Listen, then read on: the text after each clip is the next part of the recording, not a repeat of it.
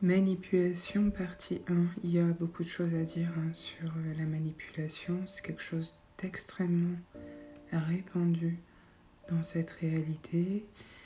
On est vraiment, à mon sens, dans une réalité de perversion. Donc, tout est inversé, tout est perverti. Et tout le monde manipule tout le monde. Et moi, j'aime pas ça. J'aime pas les gens qui manipulent. Et en général, bon, il y en a qui sont très fins dans la manipulation, mais il y a des comportements qui peuvent laisser quand même interrogateurs parfois. Enfin, en tout cas, moi, ça m'interroge. Donc, j'entasse dans une petite boîte dans ma tête tous les comportements, jusqu'au moment où je me rends compte que, en fait, qu'il s'agit bien de manipulation pervertie.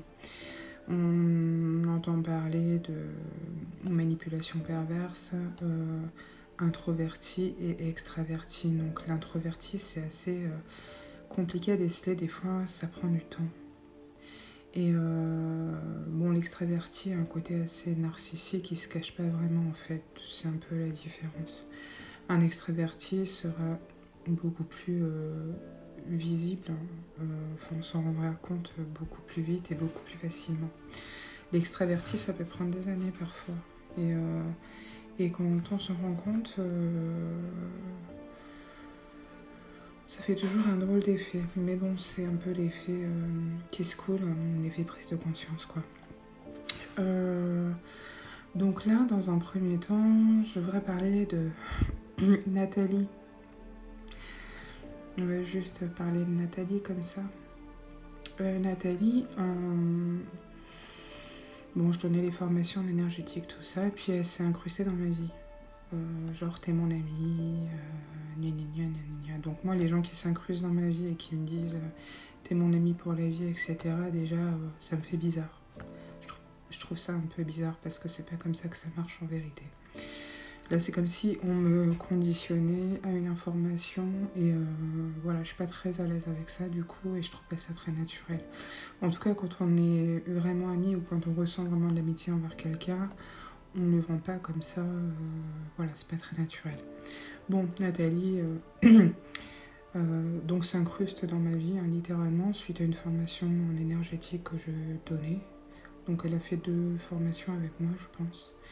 Et elle m'appelait toutes les semaines, 2 fois par semaine, voire 3 fois par semaine. Et elle se sentait obligée d'ailleurs de m'appeler, puisqu'une fois, elle ne m'avait pas appelé une semaine et elle s'était platement excusée de ne pas m'avoir appelé la semaine d'avant, parce qu'elle était occupée. Et là, je lui ai dit, mais tu sais, Nathalie, tu n'as absolument aucune obligation envers moi déjà, et tu n'as aucune obligation de m'appeler toutes les semaines. La seule chose que je lui ai pas dit, c'est que ça me gonflait. J'aime pas, moi. Enfin, voilà.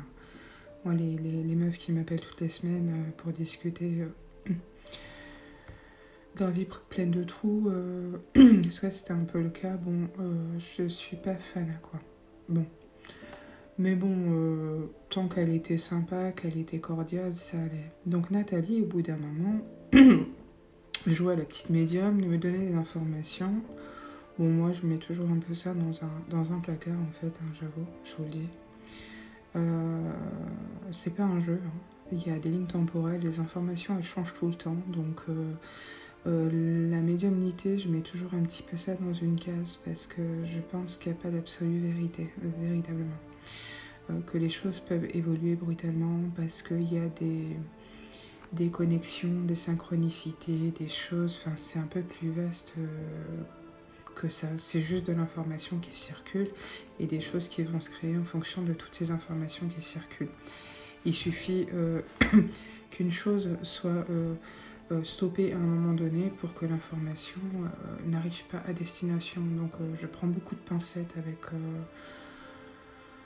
tout ce qui peut être guidance et médiumnité du coup. Donc bon, elle s'adonnait à me donner des informations et puis un jour on discute, elle m'appelle et elle me reparle d'une information qu'elle m'avait donnée, enfin on en reparle du coup et je dis ouais mais tu te souviens, tu m'avais dit ça à l'époque. Et là elle me fait mais ça va pas, non, moi je t'ai jamais dit ça. En fait t'inventes des choses dans ta tête, parce que ça t'arrange comme ça, que tu as envie que les choses se passent comme ça, donc du coup, tu es en train de te créer tes films, etc. Et là, bon, alors moi j'ai une très bonne mémoire, je suis une caisse enregistreuse. C'est un côté un peu HPI, HPE, quoi. Et là, je reste comme deux ronds de flanc, du coup, en me disant, mais qu'est-ce qu'elle me fait, en fait? En fait, elle me la faisait à l'envers. Et ça, c'est vraiment ce qu'on appelle du gaslighting. Gaslighting en anglais, traduit en français, c'est enfumage. On t'enfume, en fait. Je parle de ça parce que je me suis fait enfumer encore. En fait, c'est tellement courant et ça arrive tellement souvent qu'en fait, on s'en rend compte ou pas, mais en tout cas, moi, je me rends compte. Parce que j'ai envoyé chier des clients web à moi hier qui essaient de m'enfumer la gueule. Donc, j'ai noté. Hein. En fait, j'ai mon bloc-notes dans la tête, donc je note tout. Puis, bon, au bout d'un moment, je leur dis, bon, l'enfumage, ça va, quoi. Enfin, voilà. En fait, quand je leur ai dit qu'ils faisaient ça et que j'étais pas cliente de ce genre de choses, bizarrement, ils ont arrêté immédiatement de me contacter. Donc, comme quoi, quand on met les gens devant ce qu'ils sont, parfois, ça calme un peu les choses. Donc, Nathalie insistait en me disant que je mettais des films dans ma tête comme ça. Et là, je reste vraiment... En fait, c'est ce que ça fait, en fait. Ça te met dans une dissonance cognitive, tu sais plus trop où t'es, tu te demandes ce qui se passe. Voilà, c'est vraiment le but du gaslighting, c'est vraiment de dissocier. Hein. Et donc là, je lui dis, bon, écoute, on va raccrocher, là, j'ai un truc à faire. Et là, je raccroche et je dis, mais c'est pas possible quand même. Qu'est-ce qu'elle me fait? Bon.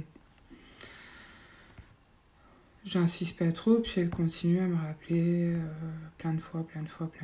Et puis un jour, on va au resto avec une autre copine. Donc l'autre copine était assise à côté de moi et cette fille, Nathalie, était en face de moi. Et on discutait de choses très agréables, etc. Et au bout d'un moment, elle se met à m'agresser, mais gratos, sans raison. Et ça, encore une fois, je suis restée comme deux ronds de flanc. J'étais à deux doigts de partir, puis bon, il y avait mon autre ami, donc je voulais pas non plus tout péter, parce qu'on avait prévu plein de trucs. Et j'ai fait des cours en énergétique, du développement personnel, tout ça. Et puis en relisant les cours et les manuels, j'avais une section qui s'appelait Gaslighting et manipulation perverse, et là je relis le truc, par hasard en plus, hein, je cherchais pas forcément ça. Et oh putain, ça y est, j'ai compris. Elle me gaslight. Donc en fait c'est très courant, je me suis aperçue que c'est très courant, que ça vient... bon alors là j'ai eu des clients encore qui ont essayé de me gaslighter la gueule, j'ai des meufs qui arrivent dans ma vie en me disant t'es mon ami pour la vie et qui me gaslight, qui manipulent, elles essaient de prendre ce qu'il y a à prendre en fait, hein, de bouffer sur la tête, hein, c'est un peu comme ça que je dis les choses, hein, c'est un terme à moi, ça te bouffer sur la tête. Et je ne parle même pas des relations intimes, où là, avec certains, c'est du grand n'importe quoi.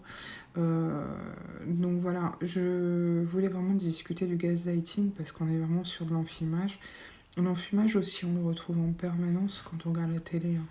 Là, les infos de 20h, c'est que de l'enfumage. Hein. C'est enfumage sur enfumage. Et comme je vous ai expliqué dans une vidéo précédente, c'est un reconditionnement de la programmation du cerveau. Donc c'est exactement ce qu'essaient de faire ces gens-là, parce qu'eux-mêmes sont programmés et implantés avec ce genre de choses pour dissocier les autres, etc. Je pense qu'ils s'en rendent même pas réellement compte en fait. Je pense qu'il y en a certains qui s'en rendent compte et d'autres non.